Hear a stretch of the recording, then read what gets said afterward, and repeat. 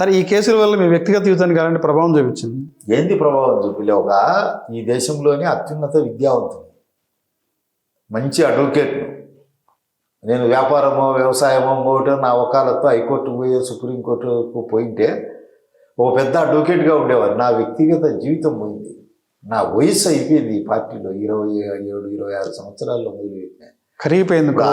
కరిగిపోయింది. 59 సంవత్సరాలు వచ్చాడు ఆయన. నా జీవితం అంతా ఇట్లే పోయింది. పిల్లలు పెద్దోళ్ళు అయినారు. పిల్లలు కూడా, నైనా నువ్వు ఏం సాధించినావు నైనా? గౌరవానికన్నా నువ్వు ఒక గౌరవం ఏమన్నా సాధించినావా? నువ్వు నిలబెట్టింది కదా నాయన అప్పుడు వేముల తాలూకాలో తెలుగుదేశం పార్టీ. నీ రక్తంతో తడిసింది కదా నాయన. నీ రక్తపు కూడా కదా నాయన అప్పుడు వేముల పార్టీ తెలుగుదేశం అంటే. ఎవరినైనా ఇక్కడ జెండా కట్టేది 95కు పూర్వం తొడగొట్టి జెండా కొట్టింది నువ్వే కదా. ఎవరికి తెలుగుదేశం పార్టీలో అప్పుడు 95కు ముందు 90 ఎవరికి తొడలున్నాయని ఆయన తొడలు చూపించిందే నువ్వు కదా.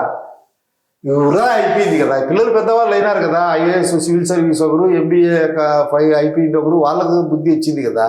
అడుగుతుంటే నాకు ఎంతో అవమానకరంగా చిన్నగా ఉంది. మరి ఎప్పటికీ పార్టీ మనస్సు మారుతుందో, నేను బాధితుని కోటాలేక వస్తానో రానో 100% వస్తారు. సర్వస్వం కోల్పోయారు పార్టీ గురించి. ఆ విధంగా ఎందుకు పరిగణించలేదో, నేను బాధితుని కాదేమో, పార్టీ వల్ల సర్వ సౌకర్యాలు 4 సార్లు ఎమ్మెల్యే సీటు తెచ్చుకొని 4 సార్లు గెలిచి రాజ్యసభలు ఎమ్మెల్సీలు తీసుకొని చాలా పదవులు అనుభవించిన అనుకుంటుందో ఏమో నాకైతే అర్థం కాలేదు. నా పార్టీ 10 కాలాల పాటు 3 పువ్వులు 6 కాయలుగా 1000 రేకుల పద్మంలా వికసించాలని, ఆంధ్రుల అభ్యుదయానికి, ప్రగతికి, పురోగమనానికి నిరంతరాయంగా పాటుపడాలని, తరాలు మారిన ఎన్ని అవాంతరాలు ఆటుపోట్లు వచ్చినా తెలుగుదేశం పార్టీ జెండా కాశ్మీర్ నుంచి కన్యాకుమారి వరకు, అటక్ నుంచి కటక్ వరకు, హిమాలయ పర్వతాల నుంచి వింధ్య పర్వతాల వరకు తెలుగుదేశం పార్టీ సగౌరవంగా రెపరెపలు ఆడాలనేదే నా ప్రగాఢమైనటువంటి వాంఛితం.